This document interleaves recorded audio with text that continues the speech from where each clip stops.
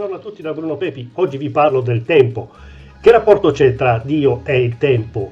Il tempo è la percezione e rappresentazione della modalità di successione degli eventi e del rapporto fra essi, per cui avvengono prima, dopo o durante altri eventi.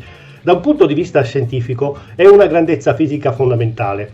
La complessità del concetto è da sempre oggetto di studi e riflessioni filosofiche e scientifiche. Dalla coscienza umana emergerebbe l'esperienza conosciuta come il trascorrere del tempo, che caratterizza i fenomeni e i cambiamenti materiali e spaziali della nostra esperienza.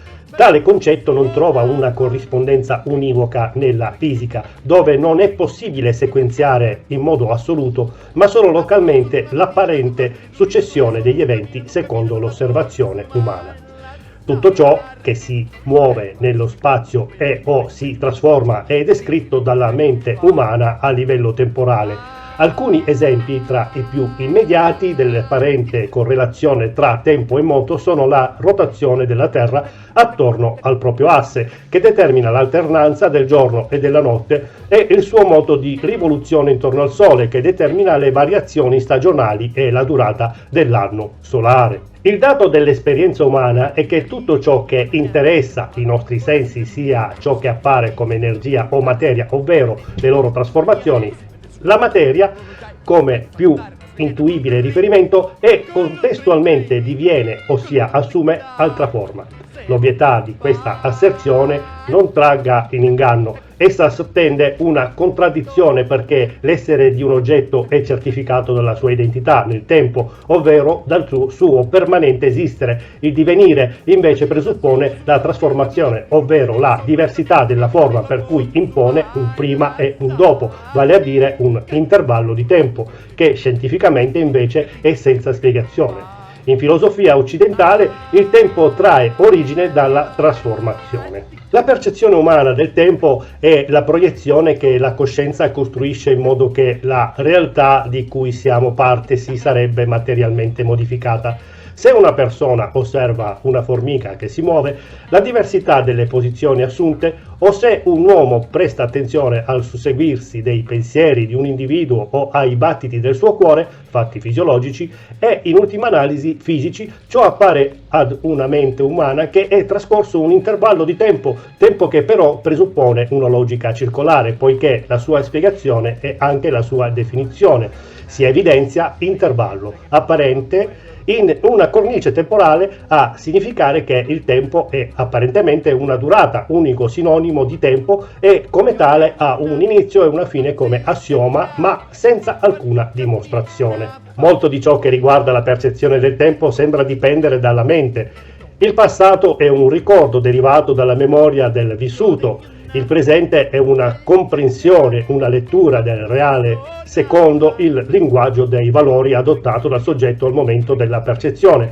Il futuro è una previsione, una proiezione dei costrutti intellettuali, sia razionali sia passionali, da cui spesso ci si lascia guidare, mentre scientificamente tutto il tempo esiste simultaneamente e continuamente, senza distinzione tra passato e futuro, mentre il presente formalmente non esisterebbe, in quanto ogni atto necessita di una latenza come minimo dell'asso della velocità luce. Viviamo in un mondo fisico con le 4 dimensioni spazio-temporali a noi conosciute di lunghezza, larghezza, altezza o profondità e tempo. Tuttavia Dio vive in un mondo diverso, il mondo spirituale, che va oltre le capacità percettive dei nostri sensi fisici. Dio è reale, ma non è limitato dalle leggi fisiche e dalle dimensioni che governano il nostro mondo. Isaia 57,15. Sapendo che Dio è spirito, Giovanni 4,24, qual è allora il suo rapporto con il tempo? In Salmi 94 Mosè usò un'immagine semplice e tuttavia profonda per descrivere la temporalità di Dio, poiché 1000 anni ai tuoi occhi sono come il giorno di ieri quando è passato, o come una vigilia nella notte. L'eternità di Dio viene messa in contrasto con la temporalità dell'uomo. Le nostre vite sono brevi e caduche, ma Dio non si indebolisce né viene meno con il passare del tempo. In un certo senso, Lo scandire del tempo è irrilevante per Dio perché ne è al di sopra. Pietro, in seconda Pietro 3,8, mise in guardia i suoi lettori affinché non si lasciassero sfuggire questo fatto importante, e cioè che la visione del tempo da parte di Dio è ben diversa da quella umana. Si veda anche Salmi 102, 12, 24, 27. Il Signore non è vincolato dal tempo come lo siamo noi. Egli è al di sopra e al di fuori della dimensione temporale. Dio vede tutta l'eternità nel passato e nel futuro. Il tempo che passa sulla terra è come un batter d'occhio dal punto di vista atemporale di Dio. Un secondo non è diverso da un millennio, per Dio che è eterno. 1 miliardo di anni sono come secondi. Sebbene non possiamo comprendere il concetto di eternità e di atemporalità di Dio, noi con le limitazioni della nostra mente pensiamo di poter limitare un Dio infinito alle restrizioni temporali alle quali siamo soggetti. Coloro che stoltamente pretendono che Dio operi secondo le loro tempistiche ignorano il fatto che Lui è l'alto e l'eccelso che abita l'eternità. Isaia 57,15. Questa descrizione di Dio è ben lontana dalla condizione umana. I giorni dei nostri anni arrivano a 70 anni e per i più forti a 80, ma quel che costituisce il loro orgoglio non è che travaglio e vanità, perché passa in fretta e noi ce ne voliamo via. Salmi 90, 10. E di nuovo, a causa delle limitazioni della nostra mente, siamo in grado di comprendere il concetto di atemporalità di Dio solo in parte, e così facendo lo descriviamo come un Dio senza inizio e senza fine, eterno, infinito, perpetuo, eccetera. Salmi 92 dichiara: da sempre e per sempre tu sei Dio. Si veda anche Salmi 93,2. C'è sempre stato e ci sarà sempre. Dunque, che cos'è il tempo? Per dirla semplicemente, il tempo è durata. I nostri orologi segnano un cambiamento, o più precisamente i nostri segnatempo sono punti di riferimento di un cambiamento che indica il passare del tempo. Potremmo quindi dire che il tempo è una precondizione necessaria per il cambiamento e il cambiamento è una condizione sufficiente per stabilire il trascorrere del tempo. In altre parole, ogni volta che c'è un cambiamento di qualsiasi tipo sappiamo che del tempo è passato. Lo vediamo nella nostra stessa vita, nel nostro invecchiare, e non possiamo recuperare i minuti che sono passati. Inoltre la scienza della fisica spiega che il tempo è una proprietà risultante dall'esistenza della materia. Come tale, il tempo esiste se esiste la materia. Ma Dio non è materia. Dio, al contrario, ha creato la materia. Insomma, il tempo è iniziato quando Dio ha creato l'universo. Prima di allora Dio esisteva e basta. Dal momento che non c'era materia e dal momento che Dio non cambia, il tempo non esisteva e quindi non aveva alcun significato né alcuna relazione con lui.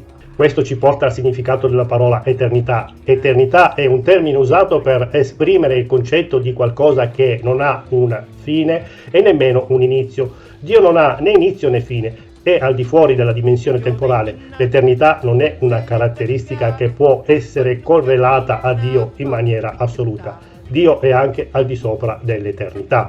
Le scritture rivelano che Dio vive al di fuori dei limiti del tempo, nel modo in cui noi lo intendiamo. Il nostro destino era stato pianificato prima dell'inizio dei tempi, secondo Timoteo 1,9, Tito 1,2, e prima della fondazione del mondo, Efesini 1,4. 1 Pietro 1,20. Per fede intendiamo che l'universo è stato formato per mezzo della parola di Dio, sicché le cose che si vedono non vennero all'esistenza da cose apparenti. Ebrei 11,3. In altre parole, l'universo fisico che vediamo, sentiamo, percepiamo e conosciamo non fu creato dalla materia esistente, bensì da una fonte che è indipendente dalle dimensioni fisiche che possiamo percepire. Dio è spirito, Giovanni 4,24, e di conseguenza Dio è atemporale e non eternamente nel tempo o al di sopra del tempo. Il tempo fu creato da Dio come parte limitata della sua creazione per raggiungere il suo scopo nel suo universo. Universo che non è destinato a durare per sempre, si veda secondo Pietro 3, 10, 12. Che cosa concluse Dio al termine della sua attività di creazione che comportò la creazione del tempo? Dio vide tutto ciò che aveva fatto ed ecco, era molto buono. Genesi 1,31.